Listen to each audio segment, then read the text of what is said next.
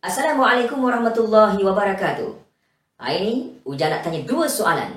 Yang pertama, agak-agaknya berapakah anggaran bilangan sahabat Rasulullah SAW? Dan yang kedua, siapakah nama sahabat Nabi yang paling akhir meninggal dunia? 10 saat dari sekarang.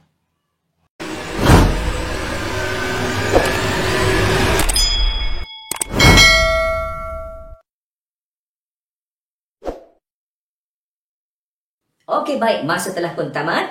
Apa jawapannya? Ya, sahabat Rasulullah SAW dianggarkan seramai 100,000 orang lebih. Dan nama sahabat yang paling akhir meninggal dunia ialah Abu At-Tufail Amir bin Wathilah Al-Laythi, iaitu pada tahun 110 Hijrah bersamaan dengan 728 Masihi. Okey, baik. Jadi pada hari ini kita akan bincang-bincangkan berkenaan dengan para sahabat Rasulullah SAW. Dan bila kita sebut mengenai sahabat, kita pasti akan terdengar istilah as-sabiqunal awwalun. Apa maksudnya ya? Jadi kalau nak tahu lebih lanjut, jom bincang-bincang bersama dengan Ujang bagi tajuk kali ini, iaitu Generasi Unggul. A'udzu billahi minasyaitonir rajim. والسابقون الأولون من المهاجرين والأنصار والذين اتبعوهم بإحسان رضي الله عنهم ورضوا عنه وأعد لهم جنات تجري تحتها الأنهار خالدين فيها أبدا Zalikal fawzul azim. Dan orang yang terdahulu, iaitu yang mula-mula berhijrah dan memberi bantuan dalam kalangan orang Muhajirin dan Ansar, serta orang yang mengikuti mereka dengan kebaikan. Allah meredai mereka dan mereka pula meredainya. Allah juga menyediakan untuk mereka syurga-syurga yang mengalir di bawahnya sungai-sungai. Mereka kekal di dalamnya selama-lamanya. Itulah kemenangan yang besar.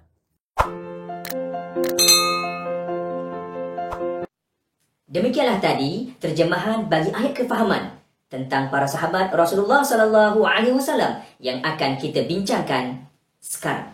Okey, baik. Apakah maksud sahabat? Sahabat dari segi bahasa ialah yang mendampingi.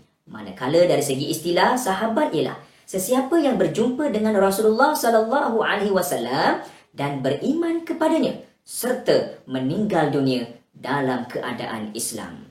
Antara sahabat Rasulullah SAW termasuklah golongan Muhajirin dan Ansar. Siapa dia golongan Muhajirin? Siapa dia golongan Ansar? Muhajirin merujuk kepada penduduk Mekah yang beriman kepada Rasulullah SAW. Mereka berhijrah ke Madinah dan tinggal di sana.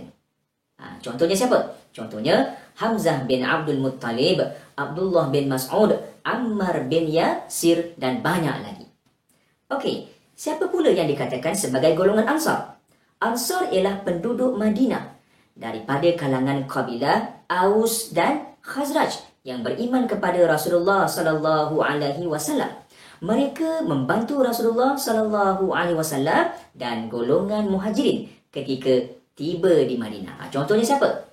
Contohnya ialah seperti Ubadah bin As-Samit, Sa'ad bin Rabi', Anas bin Malik dan lain-lain lagi. Sahabat-sahabat baginda Rasulullah SAW mempunyai banyak kelebihan dan banyak keistimewaan. Kenapa? Sebab mereka adalah golongan paling awal memeluk Islam. Apa lagi? Sebab mereka sentiasa setia bersama Rasulullah SAW tatkala senang atau susah memperjuangkan, menegakkan syiar Islam. Ya, okey. Atas dasar inilah maka selayaknya mereka mendapat pengiktirafan daripada Allah Subhanahu Wa Taala. Apakah bentuk pengiktirafan yang diperolehi oleh sahabat Nabi?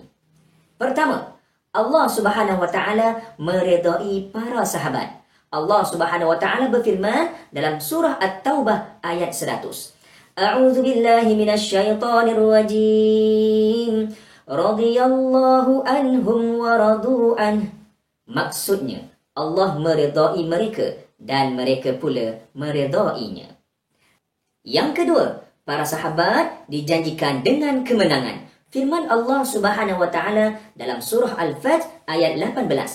A'udzu billahi minasyaitonir rajim. Laqad radiyallahu 'anil mu'minin idh yubayyi'unaka tahta asy-syajarah fa'alima ma fi qulubihim fa'anzala as-sakinata 'alaihim wa athabahum fathan qariba. Maksudnya, sesungguhnya Allah Subhanahu wa taala meridai orang yang beriman ketika mereka berjanji taat kepadamu, wahai Muhammad, di bawah pohon. Maka dengan itu, ternyata dia mengetahui apa yang terkandung dalam hati mereka. Lalu dia menurunkan ketenangan kepada mereka dan memberi balasan dengan kemenangan yang dekat. Ketiga, Allah Subhanahu wa taala meningkatkan darjat para sahabat yang membelanjakan harta dan berjuang di jalan Allah Subhanahu wa taala. Allah Subhanahu wa taala berfirman dalam surah Al-Hadid ayat 10. A'udzu billahi minasyaitonir rajim. Ulaika a'zamu darajatan minal ladzina anfaqu min ba'du wa qatalu wa kullan wa'adallahu al-husna wallahu bima ta'maluna khabir. Maksudnya, mereka itu lebih besar darjatnya daripada orang yang membelanjakan hartanya serta turut berperang sesudah itu. Dan tiap-tiap satu puak daripada kedua-duanya Allah janjikan balasan yang sebaik-baiknya. Allah Maha mendalam pengetahuannya akan apa yang kamu kerjakan. Keempat, Allah Subhanahu wa taala memuji sifat lemah lembut dan kasih sayang sesama mereka. Firman Allah Subhanahu wa taala dalam surah Al-Fath ayat 29. A'udzu billahi minasyaitonir rajim. Muhammadur Rasulullah walladzina ma'ahu asyidda'u 'alal kuffari ruhama'u bainahum. Maksudnya, Muhammad ialah Rasulullah dan orang yang bersama-sama dengannya bersikap tegas terhadap orang kafir yang memusuhi Islam. Tetapi mereka bersikap kasih sayang serta belas kasihan sesama sendiri, yakni umat Islam. Sahabat-sahabat Rasulullah sallallahu alaihi wasallam juga dirujuk sebagai as-sabiqunal awwalun sebagaimana yang dinyatakan dalam ayat kefahaman yang dibacakan pada awal tadi. Apakah dimaksud as-sabiqunal awwalun?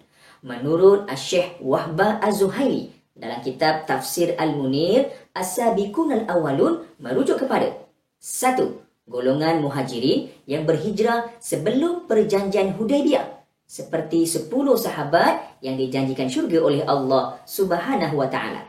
2. Golongan Ansar yang mengikat janji setia ketika berlakunya perjanjian Aqabah pertama dan Aqabah yang kedua. Dalam kalangan para sahabat, siapa yang paling mulia? Jika menurut Syekh Mahmud At-Tahan dalam kitabnya Taisir Mustalahil Hadis, sahabat yang paling mulia mengikut susunan ialah 1. Khulafa Ar-Rashidin. 2. 6 sahabat lain yang dijanjikan syurga. 3. Tentera Badar. 4. Tentera Uhud.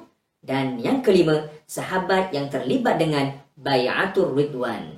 Apa-apa pun sebenarnya, semua sahabat baginda Rasulullah sallallahu alaihi wasallam mulia di sisi Allah Subhanahu wa taala.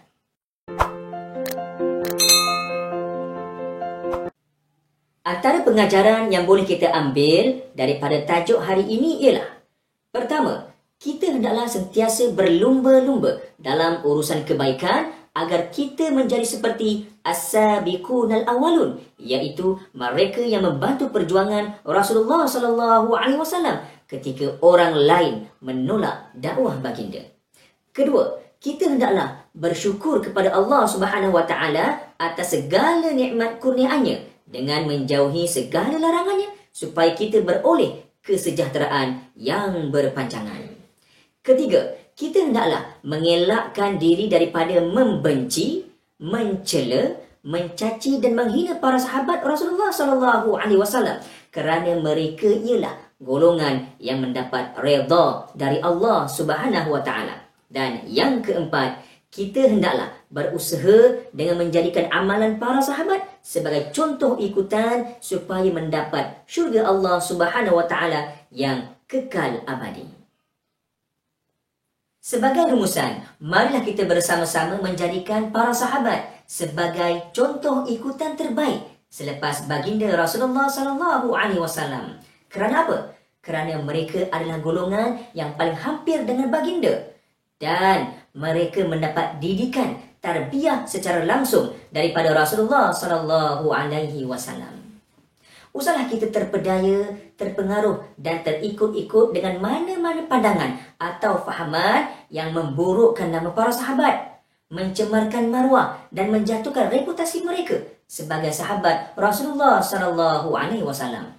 Percayalah, jika wujud pandangan yang sedemikian, maka pandangan tersebut adalah salah dan tidak benar sama sekali.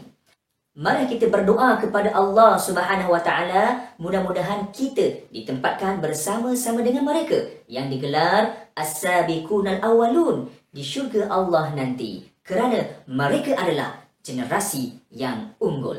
Sekian dari Uja, renungkan dan selamat beramal. Assalamualaikum warahmatullahi wabarakatuh.